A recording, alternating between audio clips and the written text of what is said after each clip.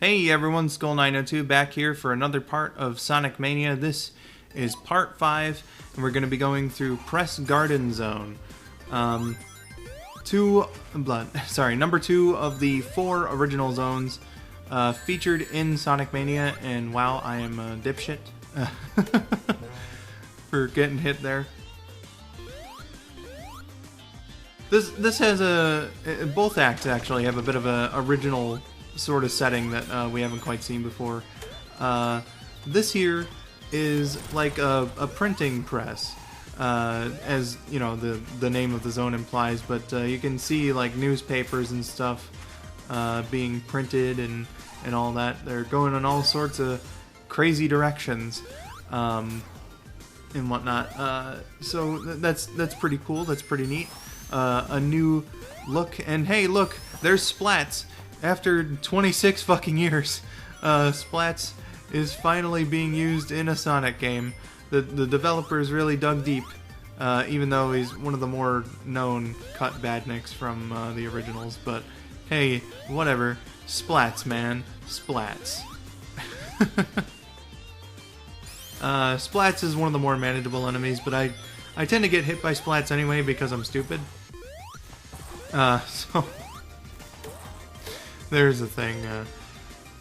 Comes out of like a sort of enemy generator type thing. Reminds me of there's at least one level in Donkey Kong Country, which coincidentally I also happen to be doing the commentary for at the moment, concurrently with this game. It reminds me of a level in there. There's some enemy spewing barrels. So, interesting. There's also going to be some similarities to Donkey Kong Country in Stardust Speedway, but I will mention that later on. But anyway, like I said, it's a printing press. No idea if it's for a mainstream paper or if it's for an independent paper. I'm gonna presume that, you know, since we're here to stop Eggman anyway, they're printing the Eggman Times, and that the Eggman Times has a bunch of hit piece articles about Sonic and Tails and Knuckles and Ray and Mighty, but we'll mention that later. You know, Sonic called me a mean name, and that's why if you like Sonic, you're an indecent piece of shit. And then the entirety of the Earth population believes what Eggman is writing, because people are dumb. Nah, but anyway, enough of that.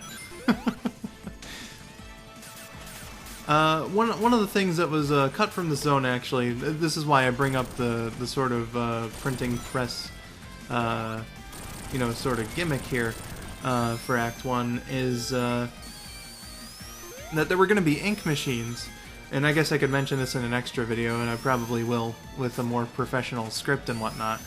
But there were going to be ink machines in this zone, here in this act, that would have changed the color of Sonic, Tails, or Knuckles. They're still in the game technically, but they won't work with Sonic. So that's a thing. Fuck this boss, by the way. I've like sort of apologized for not being able to give the bosses too much time to shine, but that mini boss can go fuck itself. It's really boring. Basically what it does is it floats around the room and like it breaks the boxes, but like you have to make it break the wooden boxes for it to actually have an opening for you to attack it. So I just take care of that guy as Supersonic, like no matter what. It's faster. He's far less annoying when you do that. Fuck that guy. Fuck that guy.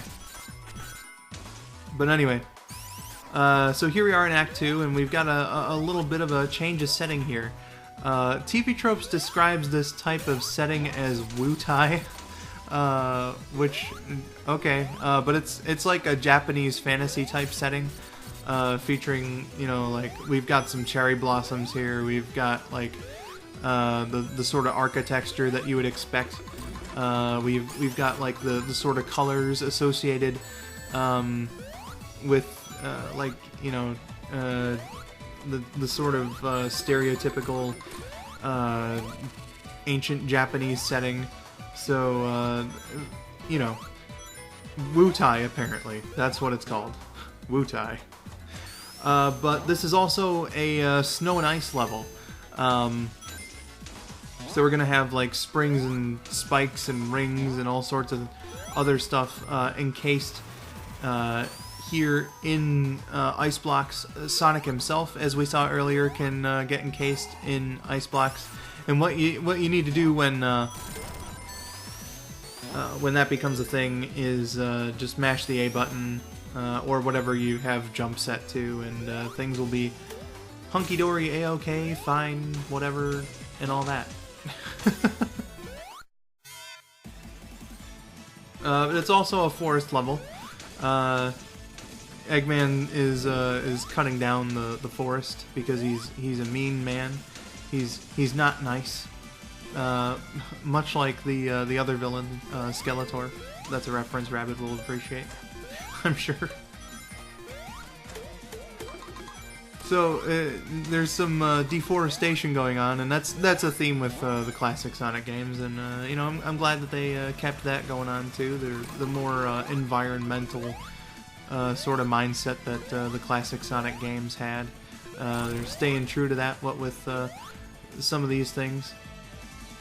But it's about time we go and confront the sort of Eggman associate, I'll say, that is responsible for keeping all of the deforestation and everything in check. This is the Heavy Shinobi, and apparently this boss fight is like full of references, not just with the name of the Hard-Boiled Heavy here, but with like some of the sound effects, and I think the music might also be a reference to the Shinobi games. So again, Sonic Mania is a game that's absolutely rife with references to stuff. Basically, what he does is he freezes you, and we saw that a couple times.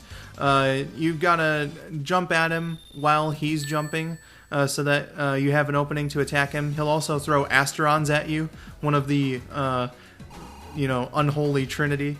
So you know he's dangerous, but we took care of him, and it looks like we're going off to Stardust Speedway from Sonic CD next. So that's going to be a fun time for sure.